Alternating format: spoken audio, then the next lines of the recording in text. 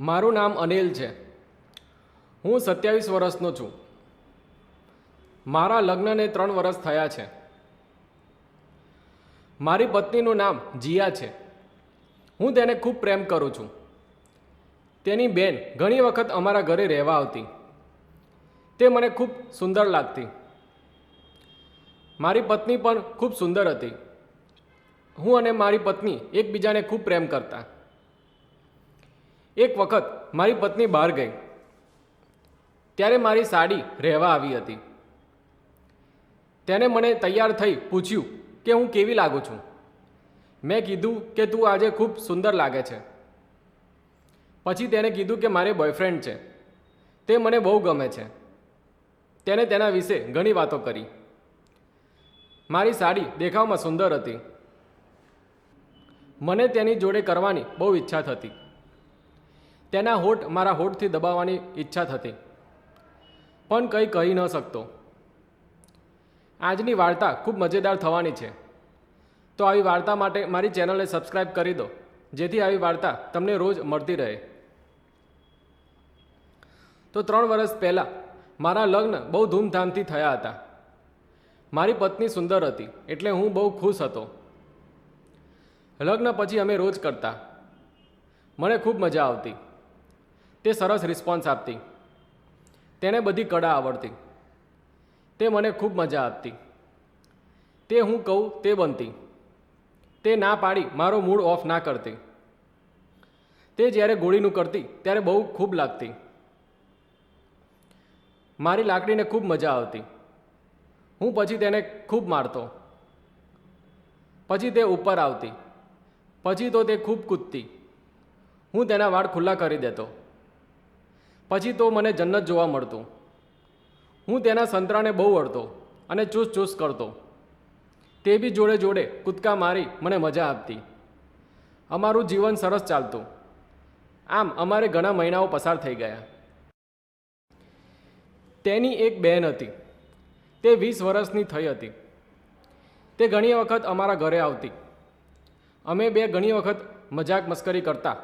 તે શરમાતી નહીં. તેનું નામ મીરા હતું. એક દિવસ મીરાનો ફોન આવ્યો અને કીધું કે મને બસ સ્ટેન્ડ લેવા આવો. હું ચોંકી ગયો. મારી પત્નીએ કીધું કે તેને ફોન નહોતો કર્યો. હું તેને લેવા ગયો. મેં તેને પૂછ્યું કે તું આમ અચાનક આવી ગઈ. તેને કીધું કે હું સરપ્રાઈઝ આપવા માગતી હતી. મેં કીધું કે બેગમાં શું છે? તે બોલી કે હું કપડાં લઈ આવી છું. હું મહિના માટે રહેવા આવી છું.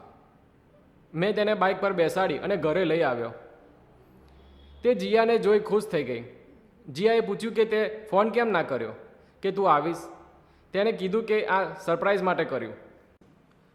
મેં પછી ઓફિસ જવા માટે તૈયારી કરી. જીયાને કીધું કે મારો નાસ્તો તૈયાર કર. તેને નાસ્તો તૈયાર કર્યો. મેં નાસ્તો કરી ઓફિસ જવા નીકળી ગયો. સાંજે ઓફિસ આવ્યો તો ઘરે મીરા સિવાય કોઈ ન હતું. મેં પૂછ્યું કે જીયા ક્યાં ગઈ છે?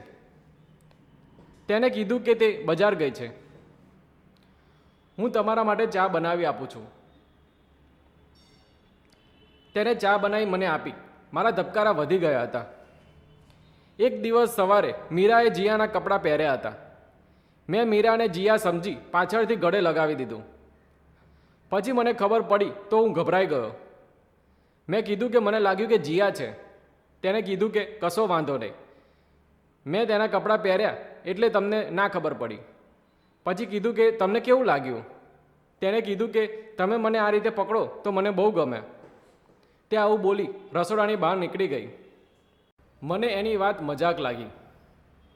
પછી મારી પત્ની આવી અને કીધું કે હું તમારા માટે કંઈક લાવી છું. મેં કીધું કે શું છે? તો તે બોલી કે સરપ્રાઈઝ છે.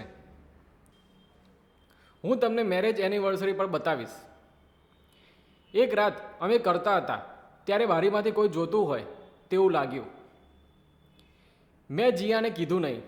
પછી ચેક કરવા ગયો. જોયું તો મીરા રૂમમાં ન હતી. મને તેના પર શક ગયો. પછી બીજા દિવસે મીરા જોડે વાત કરતાં કરતાં મેં તેને પૂછ્યું કે કાલે રાત્રે તું બારીમાંથી જોતી હતી ને? તેને કીધું કે હા, હું જોતી હતી. મારે બી આ કરવું છે. મારે મારા બોયફ્રેન્ડ જોડે કરવું છે, પણ મને આવડતું નથી. તમે મને મદદ કરશો? હું ચોંકી ગયો. તેને કીધું કે રાત્રે બીજે ખંડેર આવી જજો. હું આવી જઈશ, પછી મને આ જ કરજો. મારે આ બધું શીખવું છે. હું માની ગયો. તેણે કીધું કે તો આજે મારી ગાડીનું ઉદ્ઘાટન કરજો. રાત્રે જ્યારે જીયા સૂઈ ગઈ ત્યારે હું બહાર આવી બીજા ખંડેર ઘરે ગયો. હું ગયો તો ચોંકી ગયો. મીરા રાહ જોઈ બેસી હતી. પછી અમે કાર્યક્રમ શરૂ કર્યો. અમે ખૂબ મજા કરી. મેં તેના સંતરા દબાવ્યા. પછી તેને લાકડી પકડવા કહ્યું. પછી મેં તેને આગળ પાછળ શક્ય તેટલા માર્યા. તેને બી મજા આવી ગઈ. પછી અમે ફ્રેશ થયા અને પોતાના કમરામાં ગયા. બીજા દિવસે મીરાના ચહેરા પર અલગ ખુશી હતી. તેને મને કોઈને ખબર ના પડે એમ મને કિસ કરી. પછી જીયા આવી અને કીધું કે મીરા, તારે હવે ઘરે જવું પડશે, કારણ કે તને જોવા છોકરાવાળા આવે છે. તે બેગ તૈયાર કરી ઘરે જવા નીકળી ગઈ. તે રાત મને હંમેશા યાદ રહેશે. મારું સ્વપ્ન પૂરું થયું. તો જો તમને આ વિડીયો ગમ્યો હોય તો આ વિડીયોને લાઈક અને ચેનલને સબસ્ક્રાઈબ જરૂરથી કરજો.